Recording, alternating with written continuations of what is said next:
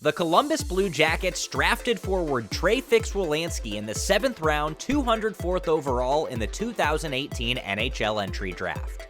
He's since impressed with their AHL affiliate, the Cleveland Monsters, scoring 26 goals in 70 games as a pro, including 13 in his last 24.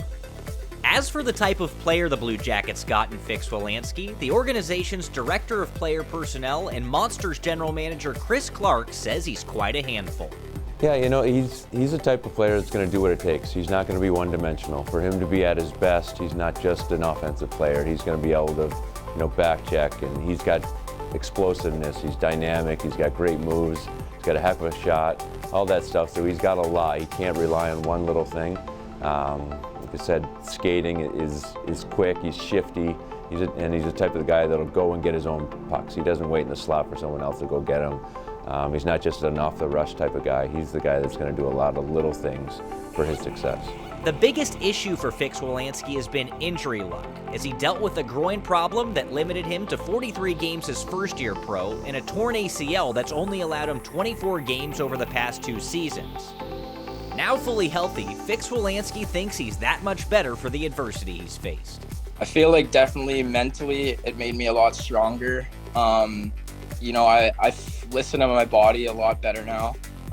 Just the way it feels. I feel like I take care of my body a lot better now. And, I'm hoping that with that comes a little bit more of a healthy body and a little bit more success and just being able to, play multiple 30, 40, 50 games in a row. While Fix-Wolansky has only skated in 24 games over the last 2 seasons, he's played at a point-per-game pace and looks like he may be ready for the next step in his career. Clark says the pro makeup is there, and all Fix-Wolansky needs is more games. He's a pro right now. He thinks like a pro. He goes about his day-to-day like a pro. So he's been very, very good that way.